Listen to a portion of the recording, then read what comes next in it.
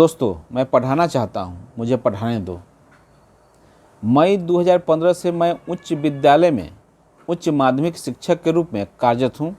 इस दौरान मुझे 2 विद्यालयों में कार्य करने का मौका मिला। +2 यशवंत उच्च विद्यालय खिजरसराय गया और रामेश्वर +2 उच्च विद्यालय बेलागंज गया। इन दोनों विद्यालयों में एकाध अपवाद को छोड़कर मैंने कभी नहीं देखा कि वर्ग संचालन नियमित नहीं हो रहा है। दोनों विद्यालयों में 3:15 या 3:30 तक सब्जेक्ट क्लास और उसके बाद अन्य जैसे कि संगीत, खेल, आर्ट आदि की कक्षाएं संचालित होती रही हैं। अब समस्या यहाँ आती है कि जैसे ही कक्षाएं लय पकड़ने लगती है, सरकार के तरफ से शिक्षकों को कुछ न कुछ गैर शैक्षणिक कार्य में लगा दिया जाता है। ऐसा फरमान आ जाता है कि कोई उपाय नहीं, बस शिक्षकगण 2-4 दिन व्यस्त हो जाते हैं, फलतः कक्षाएं डिस्टर्ब होने लगती हैं, फिर छात्रों का आना जाना कमने लगता है। वहीं दूसरी ओर प्रत्येक विद्यालय क्लर्कों की कमी से जूझ रहा है। मैट्रिक या इंटर का रजिस्ट्रेशन तथा फॉर्म भरना हो तो शिक्षकों को ही इसमें लगना पड़ता है। इससे भी कक्षाएं बुरी तरह प्रभावित होती हैं, पुनः छात्रों की संख्या घट जाती है। इन सब के बीच प्राइवेट कोचिंग्स लगातार चलते रहते हैं। विभिन्न अंतरालों पर कक्षाएं डिस्टर्ब होते रहने से छात्रों और अभिभावकों के बीच निराशा बढ़ जाती है कि सरकारी विद्यालयों में पढ़ाई नहीं होती है, फलतः कोचिंग्स पर विश्वास करना पड़ता है। अब यदि फिर से शिक्षकगण छात्रों की संख्या बढ़ाने का प्रयास करते हैं तो कुछ छात्रों का कोचिंग ही विद्यालय के समय में रहता है, जिससे वे नहीं आते। कुछ आते हैं तो 2 घंटे के बाद भाग जाते हैं, क्योंकि 2 बजे से उनका ट्यूशन है। अब शिक्षक बेचारा पढ़ाना चाहते हुए भी सर पकड़ कर बैठ जाता है कि दीवार को पढ़ाऊँ क्या। एक और बात है कि कोटा पूरी करने वाली परीक्षाएं संख्या बढ़ती जा रही हैं। अभी 1.5-2 महीना पहले ही छात्रों की टर्मिनल परीक्षा हुई और उसके 2 माह के अंदर फिर शुरू हो रहा है परीक्षा। अब यह विचित्र है कि 4 माह का सिलेबस 2 माह में कैसे पूरा किया जा सकता है। कोई हनुमान शिक्षक ही पूरा करवा सकता है। फिर इस तरह की परीक्षाओं को कोटा पूरा करना न कहें तो और क्या कहें।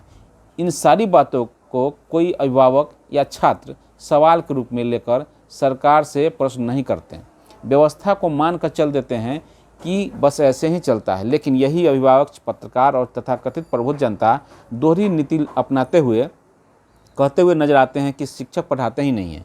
भाई, एक बार तुम मुझे पढ़ाने की व्यवस्था तो दो, मैं पढ़ाना चाहता हूँ, लेकिन तुम और तुम्हारे वोटरों से बना तंत्र मुझे पढ़ाने तो दे नहीं रहा है।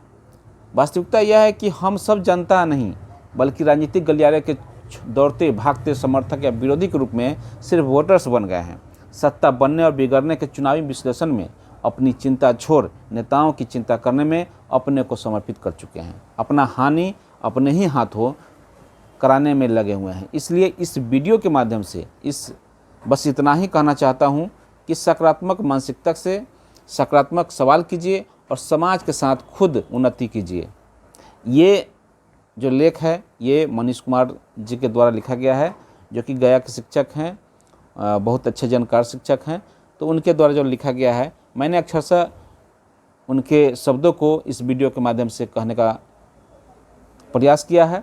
अगर अच्छा लगे तो आप शेयर कीजिए और कमेंट के माध्यम से अपना फीडबैक दीजिए, क्योंकि आज जो माहौल बना हुआ है एक शिक्षक समाज में या जो शिक्षा विभाग में, तो उन चीज़ों को,